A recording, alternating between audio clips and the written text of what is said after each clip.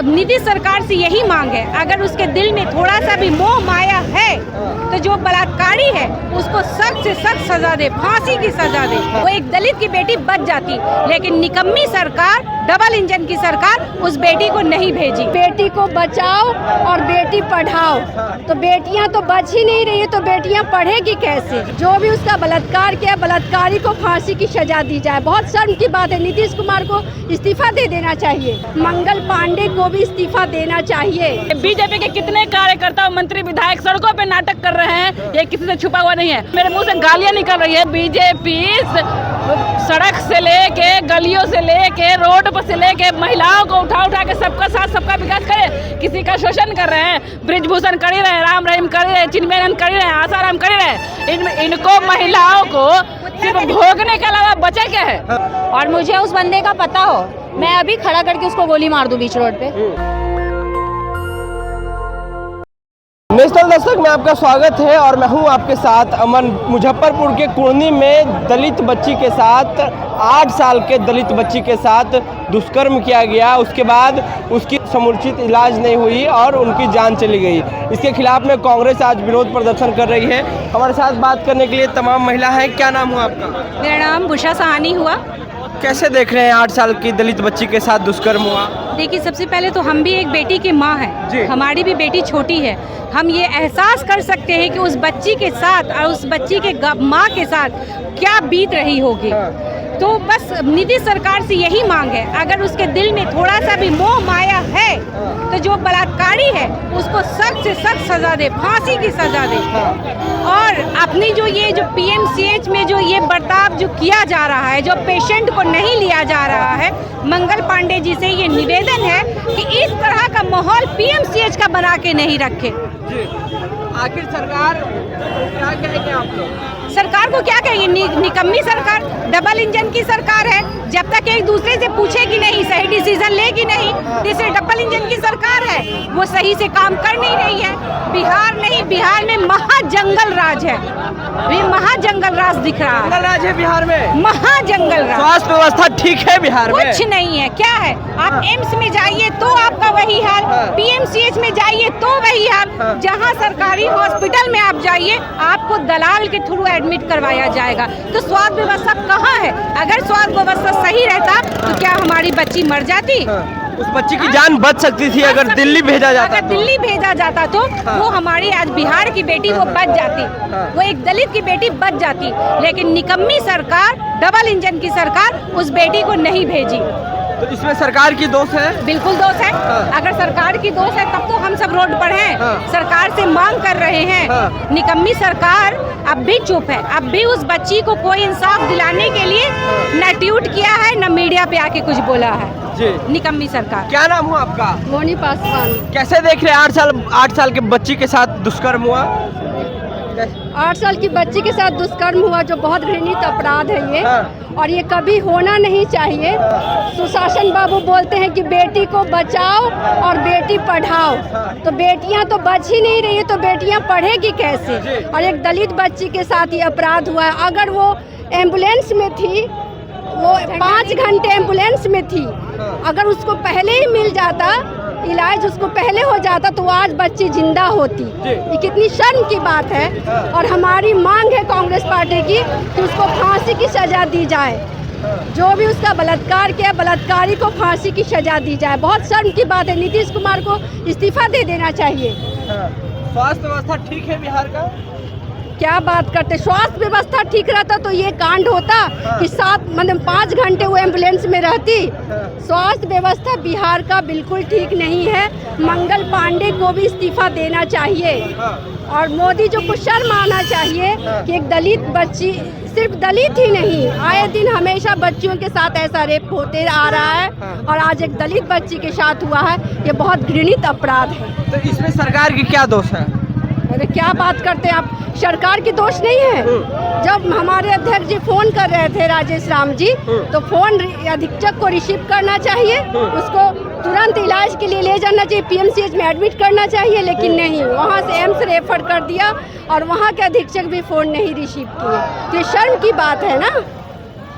तो आखिर कब तक दलितों के साथ इस तरह का घटना घटते रहेगी? इसी के लिए हम लोग एक प्रोटेस्ट निकाले आज हमारी कांग्रेस पार्टी ने, और इसको रोका जाएगा। हम रोड पे आज खड़े हैं उस बच्ची के लिए, पूरे बिहार पूरे देश की बच्चियों के लिए रोड पे खड़े हैं। क्या नाम हुआ आपका? पूनम यादव। कैसे देख रहे हैं 8 साल की दलित बच्ची के साथ दुष्कर्म हुआ, उसके बाद उनकी जान भी चली गई? देखिए, ये 8 साल की बच्ची के साथ जो दुष्कर्म हुआ है ना, वो कोई एक इंसान ने नहीं किया। पहले तो सामूहिक दुष्कर्म उस बच्ची का किया गया और उसके बाद इस सरकार ने किया है जी। ये बीजेपी की और ये जदयू की सरकार ने उसे दुष्कर्म करने पे किसी को इतना हिम्मत कैसे होता है कि आप किसी बच्ची का दुष्कर्म करते हैं और उसके बाद उसको मारने की कोशिश करते हैं? हिम्मत कौन देता है? ये सरकार देते। ये नीतीश कुमार की सरकार है जो महिलाओं की गालों पर बात करते हैं। महिला कपड़ा पहनती थी कि नहीं 2000 से पहले, उस पर बात करते हैं। ये इस पे बात नहीं करते कि महिलाओं का दुष्कर्म हो रहा है तो उसको सजा दी जाए। ठीक है, ये सरकार में आते ही है जनता का पैसा से सुख भोगने, रेवड़ी खाने और मलाई खाने, और आम जनता की महिलाओं को, बहन बेटियों का इज्जत लूटने के लिए, उनका भोग करने के लिए, उनका शोषण करने के लिए। बीजेपी के कितने कार्यकर्ता, मंत्री, विधायक सड़कों पे नाटक कर रहे हैं, ये किसी से छुपा हुआ नहीं है। और ये बात आप जो पत्रकार है वो लोग भी नहीं पूछते हैं। ये दलाल मीडिया, सुशासन की सरकार है। और आप जैसे अंधे लोगों को लगता है कि सुशासन की सरकार है, तो मैं कहती हूँ कि वो दलित की बेटी की जगह जिन क्या कहें, मेरे मुंह से गालियां निकल रही है। 90 के दशक का आपको जंगल राज याद है? 2004 के बाद का कुछ मंगल याद नहीं आपको?